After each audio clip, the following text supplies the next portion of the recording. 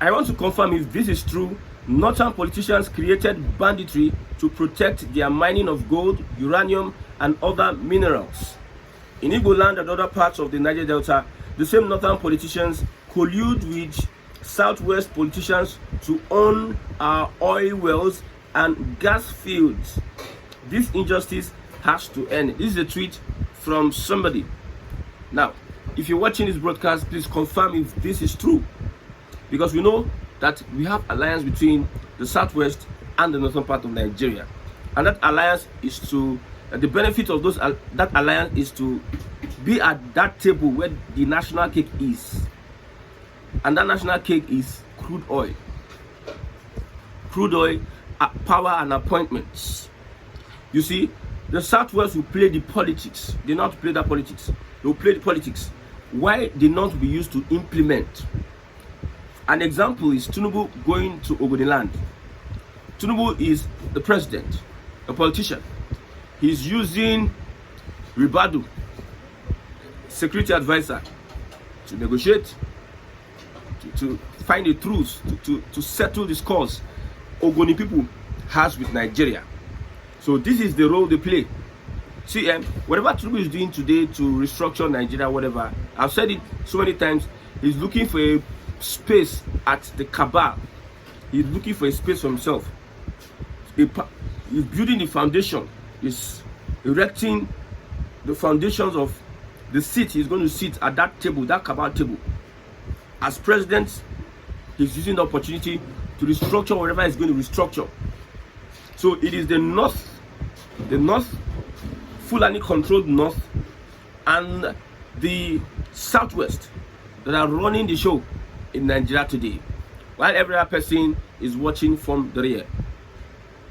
Although we may be supporting Tinubu for some of his giant strides, trying to do one or two things, but I've said it before that whatever this APC government is doing is show off. Is show off. If APC government really want to restructure Nigeria, they know really what to do, and they know that these things they will have to do are lines that they would never dare cross. They will never cross those lines, and that lines are the agreements they may have had with northern politicians. I'm not talking about the people, because the people do not have a say in anything that's happening in Nigeria. It is the politicians that do the alliances. For instance, now the Igbo coup, the so-called Nzogo and whoever that carried on those coups did not consult the southeastern region before they carried out what they are doing. They did what they are doing, but their actions led to the death of millions of people, of Igbo people. Many people advised an Ojukwu not to go carry on with the war, but they took their decision anyways.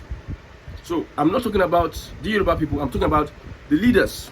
You see, the problems we're having in Nigeria today are the secret alliances these leaders have over every other part of the country. You know, the Northerners are in the army. The Southwesterners will play politics. So if you are an Ogoni person and you refuse, you will come with dialogue. If you refuse, you will go the way of Saruwiwa. I'm telling you, you will go the way of Saruwiwa. Look at what is happening in Akwa Ibom State. The people of the community, they are dragging with boa. This refinery, now Orlando, no compensation, no, yes, dragging up and down. I've asked a question. Don't we have any Southerner, a Niger Delta person, that have the finance to finance such project? Don't we have? They have what it takes to finance such project. Look at Dangote. You see, the oil is in the Niger Delta part of the country, but the Niger Delta, how many of them can bring out businessmen, business moguls that will be given the license to run such, that will be given the license? They will have business moguls. How many of them will be given the license? Look at Davido's father. His account on when he wanted to start up this power plant, he said that somebody in the government told him that they will never give him that license. So that is the politics that's been played. He said it, and when he said it, people just did as if the man don't talk better thing. He's just talking one beer panel. These are real issues. You know that there are some things that are happening in Nigeria today that if they expose it, they will never allow it to come out, because they know that so many evil is going on in the corridors of power. The man said, the person said, no, we'll not give you this, because of whether he's tribe or whatever, owning a power plant. I believe that person should be a Nothern. So they use power to influence some of these things. The Southwest now play the politics. So that's why you see they are in bed. Most of them are disappointed because they also pushed for this Muslim ticket, and somehow the Muslim ticket is disappointing them to an extent. We saw Buhari at the weekend still campaigning for the APC. Yes, vote APC, vote APC. See, you see, one thing about Nigeria is that the ignorance, the illiteracy is so demonic, is dark, is magical. Like we are so ignorant of so many things, and under that illiteracy, we are beating our chest. We are so loud-mouthed. We know nothing. This kind of people do not have anything with governance. If not for the system, Dele Faro to me said that if we don't destroy the system that brought a president, Bola Ahmed Tinubu, the system is going to bring somebody worse. Today, let's look at it today. Is Nigeria getting better? Let's forget tribe, forget religion, forget whatever. Forget it. Look at it. Sit down and think and look at it critically. All the promises they have been promising you, have they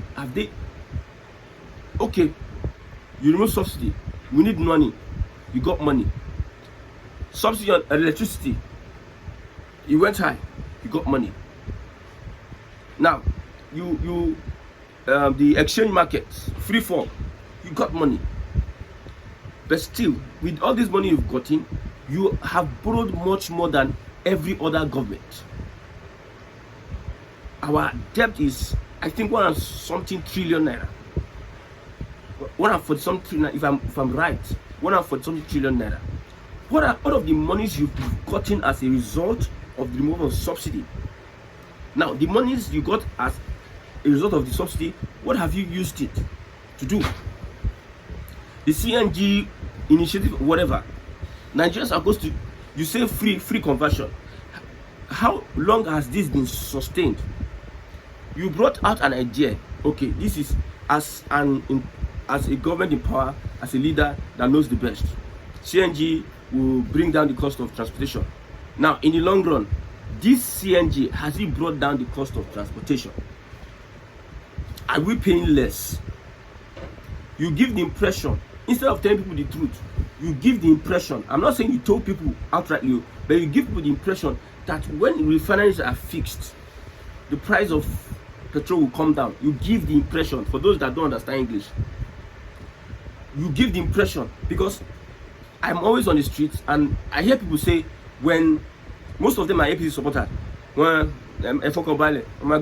all those kind of things, that when they fix refineries, the price of petrol will come down. And I tell them, it is not so. They will not tell me I'm enemy of progress. I don't want Nigeria to work. Now, Dangote refinery is working. In quotes, Port Harcourt refinery is working. Now, how much is petrol? How much is petrol? How much? This system, this alliance that these people have gone into, this Northern and Southwest politicians, it is going to be reaping and reaping and reaping and reaping. Look at, in the Niger Delta, who is Tompolo? Nobody even hears about the governor of Delta State. But Asari Dokubo is always in the news much more than the governor of Delta State. The region has so much mineral resources, but they are not producing. My God. Resources that is sustaining Nigeria till tomorrow. Resources. I've said it. We are bragging. Don't brag. It is the south part of the country. If there's something like that, although it might be created for political convenience. I'm not saying South is wrong. You can create anything. Southwest, east, you can create it because of political convenience. Now, in the South, now, in the whole of South, they are the ones feeding Nigeria. In fact, they are the ones making the southern part of Nigeria expand and develop. But yet, its resources are being pillaged by some people far away in the desert because of a one Nigeria, whatever.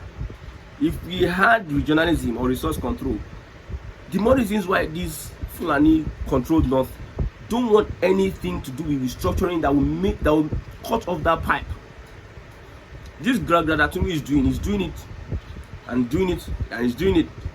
I pray God helps him to have the will and genuineness to restructure this country.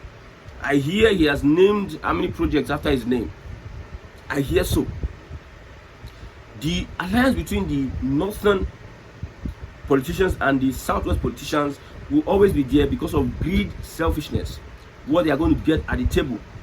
So when there's like a cheating, when the north want to bully the southwest will use politics of restructuring Yoruba nation, Biafra nation to put them in check. I'm telling you, that's what they do. You know that the north, they are domineering people. Yeah, they make mouths. So the southwest want to put them in their place, that we are all comrades at this agreement, at this table. We all get our share at this table. Don't come and bully us. We bully us, we also will respond, we react. That's why I see what Tinubu is doing is like Muslim. Now, we have let's not go there. But the main thing remains that can this injustice end? How? That's the most salient question. How can this injustice end? The injustice will not end if we sustain this system. You see, some people are happy that, okay, I met some Yoruba people. After the MBS reports came out, they are saying, they are bragging rights. Oyo State, only Oyo State has been able to bring out VAT that the whole, both North Central and the whole of Southeast joined together. One state, that is Oyo, churned out a lot of VAT than in two regions. One state, not a region, one state, two regions. Only Lagos brought out VAT that the whole Nigeria could not bring out. So I'm proud to be a Yoruba man. You see where I draw the line is that, see, and people that went to school, you will not say they go to school. The school they go today, most times I would say is a waste of time. Especially most schools that we attend is a waste of time. I've spoken to people that say I have degrees, I have this and that, and I looked at them. I don't know whether they teach common sense in school, whether they teach critical thinking in school. Look at this critically. Now, you have poor people with rich states. How does that connect? You have poor people with rich states. No basic health care. In this state that are churning out all this big money, they are just churning it for the people that are up there to start using it and flexing their muscles on the people. The most important thing is Human Development Index. I will say it over and over again. Nobody brags about tax. Nobody brags about tax. You brag about it when that tax is reflective on the life of the poor in that state or that country. That's when you brag about it. Why people living? People, if in Lagos here, some people, if they have the opportunity to jackpot, they will jackpot. But you are churning out tax now, VAT. I'm not saying that the Southeast though is exempted though. All of them are, those leaders in Southeast, they are a bunch of fools. They are a bunch. This is an eye-opener for them to sit down and realize that they need to do something. They need to do something. To build. I'm not talking about VAT. The infrastructures needed to be intact in the Southeast. Whether it is roads, whether it is schools, whether it is hospitals, whether it is some other programs, skills acquisition centers, they need to put those intact. The money they have at their hand, they need to use it judiciously. Then from then, we can pick up another movement. That is what we are saying in the Southeast. Forget about VAT and whatever have you. VAT does not necessitate, I'm saying it, whether your state is giving you dividends. Look at Port Harcourt. I said the one time that you can carry 100 million to Port Harcourt and you form a political party the next 1 week. Because there's no human development index that is so visible that people will not be lured to do anything, to become agberos up and down. If you go to the streets of Lagos, you see the complaints upon complaints. Despite the taxes being collected, people are still suffering. I'm telling you to do it. Critical thinking. Critical thinking. I travel to Aba. Okay, Abia State, one of the lowest states paying VAT. I will not come here and start impressing you. And the poverty rate, I don't think, where I travel though, I don't think these guys are suffering as in quote. I don't think these guys are suffering as in quote. If you're comparing the VAT you collect compared to poverty, I don't think Abia State was suffering in quote, or Anambra in quote. So let us critically think. See, don't let the government use MBS statistics and deprive you of some of the things that they need to do, because this is politics, and this is what the Southwest is known for, using politics to do abracadabra to shy away from their responsibility. We understand what is happening.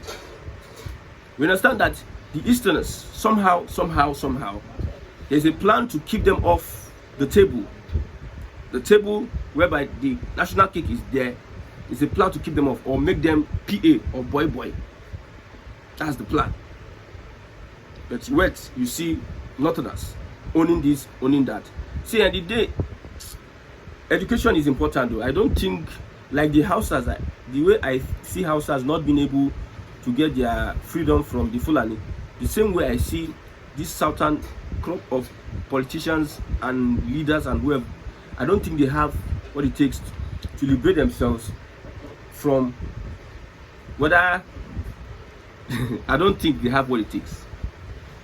That's why if we are asking, okay, you know that the South is 5 states in the Southeast. They are poor states. They are parasites, because that's the statement now. Yes, they are parasites. Why don't you allow them go? Let the parasite go. 5, no, nobody's dragging anybody. 5 states. Because if you allow these guys go, every rap region will be liberated. That's just it. There's nothing added or close short. If you allow these guys go, every other region will have its field day. So it is the Igbo man that will give this Niger Delta a mind to think of an Ijaw nation, a country, because they themselves are compromising themselves because of lack of the right critical thinking and education, lack the political will to see that they are not supposed to be slaves in this current country. So if these statements, some politicians created banditry to protect their mining of gold, they created all this insecurity to protect their resources, while they now come to the southern part of Nigeria and they connive with the politicians themselves and with the enforcers. They connive, and they are now the owners of our oil wells and gas fields. I don't mention names of people that own oil wells in Nigeria. They are in the majority of Northerners and Southwesterners. No be juju be that. And they are using one Nigeria to make this happen. A normal Nigeria, a normal regionalism, nobody, no bagger will have the guts to come there. That's why they will always fight and fight and fight, never for any kind of restructuring. But it is well. It is well. Let's see what happens with Tinubu's regime. Let's see the infrastructure of restructuring that is going to happen under Tinubu's regime.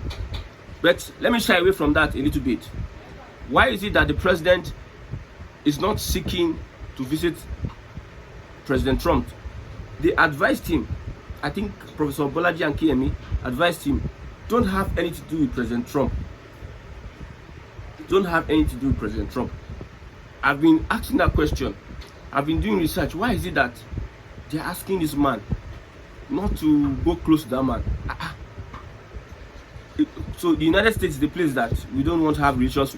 Don't we need anything from the United States, or what is happening? What is happening? I don't want to speculate. So I just want to also help me answer this question. Why is Tinubu being advised to avoid President Trump? I don't know.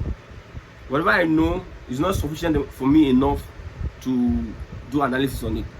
Why is Tinubu being advised to avoid President Trump? What is happening? Is it because of his designated drug cartels as terrorist organizations? Is it because of that? Or is it because they might expose classified information on whoever? No, the US can always do what they want to do. Nigeria is a sovereign nation.